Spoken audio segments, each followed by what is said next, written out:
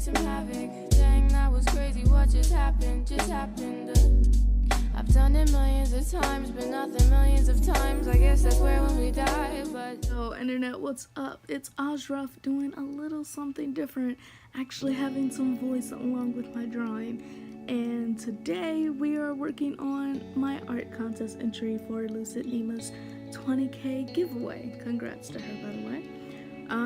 Yeah, so basically she provided 3 different mood boards and you were supposed to make a piece based off the mood board, and I did one for each mood board. This one is the 3rd one, I think. I don't know, I don't think I was doing them in order. Anyway, yeah, so I went with this kind of chalk zone type piece. And chalk zone, for those of you who didn't have to grow up without cable on Saturday mornings, it was a TV show where these kids would use chalk and they would go into like this chalk world, the chalk zone, and whatever they drew, it would kind of come to life. So the kind of flow for this was she would be painting on her canvas and then the paint would come off. Originally I was gonna do like some of the actual items in the painting coming off the page, but seemed like it was gonna be a little bit too much. But the animated elements in this piece are going to be her eyes moving and then the paint blobs coming off the page. And you'll see at the end of the video how you see how it turns out. I kind of went for this hungry caterpillar type look. Again, for those of you, I guess, who didn't read books as a little kid, it was a book about a caterpillar who was hungry and he ate through everything. I'm pretty sure they had like an animated version too that they played everywhere. Anyway, so I wanted to talk about Black artists, and specifically I want to talk about Lucid Nima a little bit, and the fact that I love that she's doing her thing, because I don't see that many Black artists on YouTube. If you know of any, please comment down below and let me know so I can check them out. But I only really know of 3 other ones and I'll list them below, but they all do really realistic work, and I have no problem with realistic work, right? But you see it everywhere, and kind of the mark of being a good artist is how good can you draw realistic pictures. I used to go to an art school where that was kind of the status quo, was, you know, you need to draw really well, really realistically, and it needs to be very precise. And I think that learning how to draw things realistically is good as a stepping stone, but I don't necessarily think it has to be the end point. I think it's really good to help you learn how to draw, but not necessarily the mark of a great artist. You know, we spend most of our days looking at, you know, cartoons, our logos, our, you know, what have you, and it's all very cartoonish. It's not all realistic. We are attracted to expressive things, and even if you look at it, African art, Black art, is usually very expressive. It's not necessarily realistic. You look at the Harlem Renaissance, you look at African art, like tribal art. I used to work in an African art gallery, and all the artifacts we had, they weren't realistic.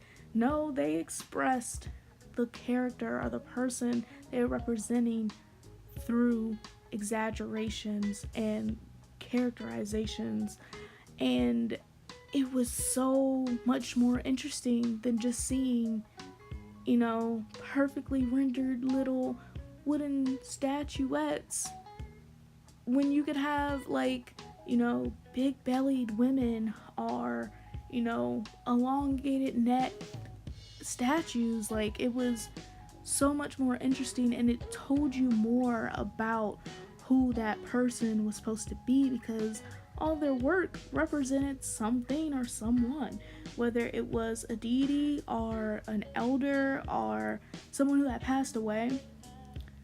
If it had just been a exact replica of that person, I don't think it would have showed who they were, who, you know, that person had been, the life they led, or what the person who created it thought of them or had it commissioned. Fun fact, a lot of art in like African art used to be commissioned / is commissioned.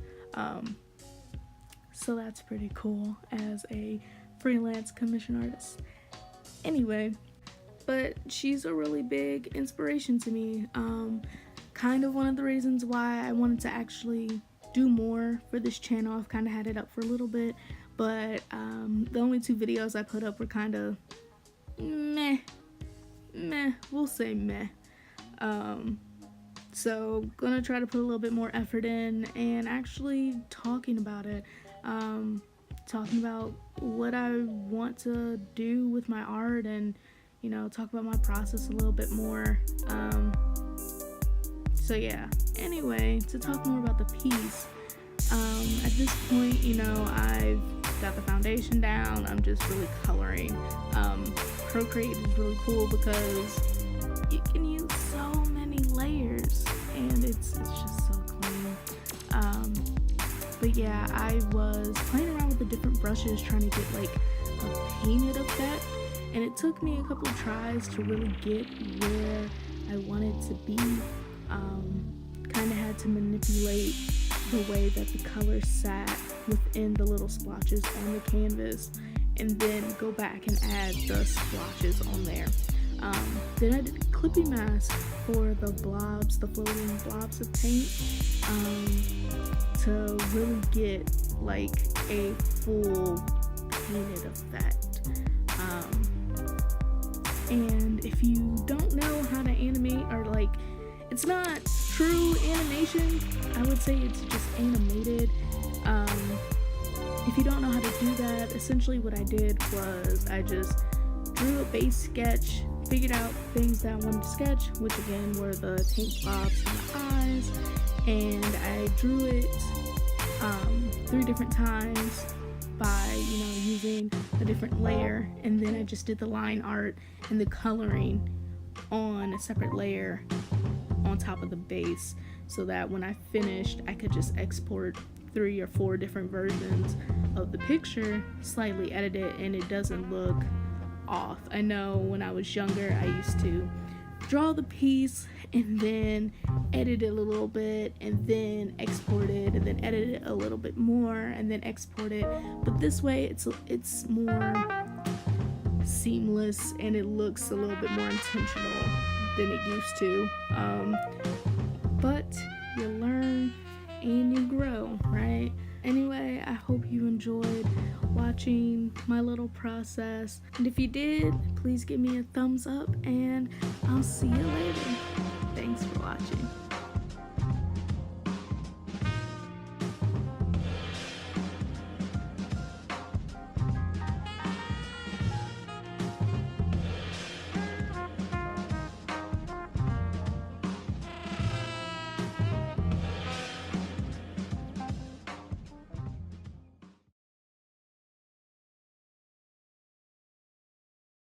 Oh, by the way, open the door, by the way. Told you that I'm on the way, I'm on the way. I know connection is vague. Pick up the phone for me, baby. If I didn't rap, play it on curve, would you still love me? If I minimize my net worth, would you still love me? Keep it 100, I'd rather you trust me than to love me. Keep it a whole 100, don't got you, so give me a run for my money. There is nobody, no one do I run me. So give me a run for my money. Sipping bubbly, feeling lovely.